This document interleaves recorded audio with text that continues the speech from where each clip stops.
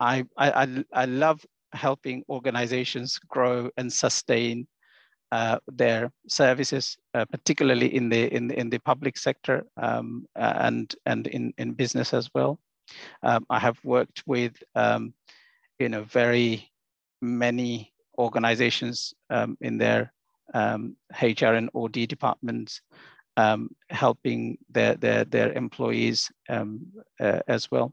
So, as I said, I love helping people. And this was one of the reasons why I wanted to come in the kind of coaching area, because, what I could not do through counseling, I can do through coaching. And I still do mentoring. I also do reverse mentoring, which we call reciprocal mentoring. So I actually mentor very senior executive leaders in different sectors. So, coaching is not a therapy. It's a kind of product development. I call it. It's a kind of product, and the coachee is the actual product. So if you help an individual realize their potential, they can become a very precious product, meaning they can become a very successful person. As the saying goes, a coach can change a game, but a great coach can change a life. So that's what I always wanted to be, a great coach. And I don't think I have become one yet, but it's all in the making. So my next question will be like this. We know who advise, he is an advisor. Who provide direction is a director. So from many aspects, we can see mentors, we can get directors, advisors, counselors. So according to you, what is the difference between coaching and counseling, coaching and mentorship, coaching and other discipline in this area? Thank you. A very interesting question, because I think people get confused when you talk about different disciplines. When you talk about counseling, when you talk about mentoring, they think it's all the same, giving people advice. But it's not. It's not giving people advice. And consulting, as I mentioned, I'm a consultant. I have consulted many organizations in my life. But there are some similarities as well, which I will come to. But, coaching, as I mentioned in the beginning, in my definition, is a focus on the client's future. So if it is an organization, it's the organization's future and the leaders in the organization working. If you are working with an individual, whether it's a career coaching or business coaching or some sort of personal issues, health, relationship, it's going to focus on their future. Whereas counseling or therapy is about their past. So working through their past, by working through their past, you are trying to resolve the issues they're experiencing at present. Whereas in consulting, you are primarily paid to come up with some solutions, some answers for their organization. So as you will know from your experience, you run some sort of diagnostics to see where the problem lies, and then you help the organization draw up some sort of action plan or interventions, provide quantitative analysis, all of that. That's part of consulting.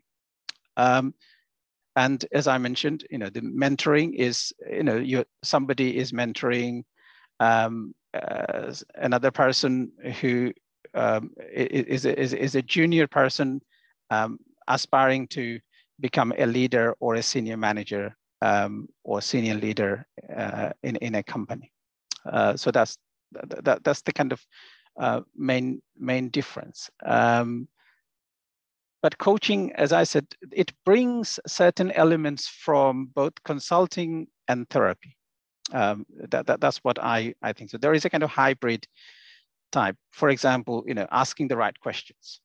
In therapy, you will be asking the right questions. In consulting, you will be asking the right questions. In mentoring, you will be asking the right questions. So there are some kind of cross-cutting issues, cross-cutting areas in all of this. In all of the disciplines, you have the best interest of your client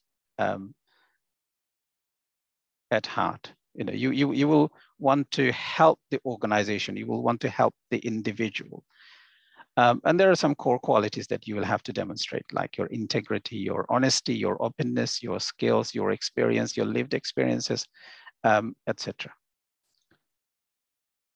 Thank you very much. Actually, often we mix up coaching with counseling. We mix up coaching with advising, coaching with mentorship. So now it is clear.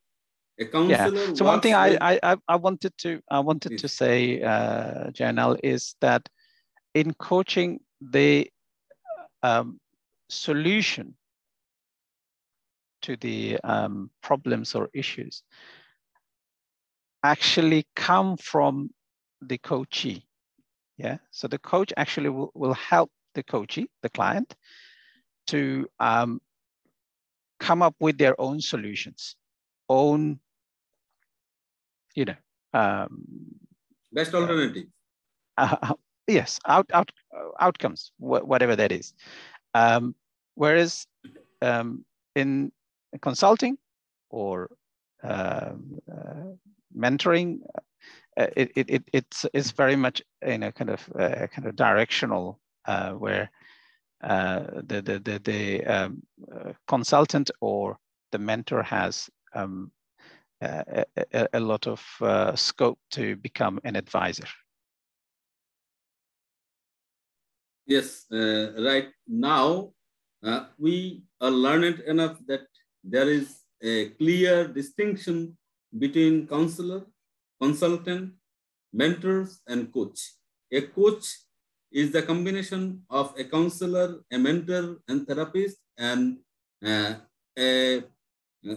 everything in between. This is the most advanced and most comprehensive way of helping others. So could you please explain what are the characteristics or the quality need to be a skilled coach, a professional coach? Okay. There are many, but I think I will mention a few. As we say, a coach is someone that goes beyond your limits and guides you to greatness. So in order for a coach to do that, they need to have certain lived experiences.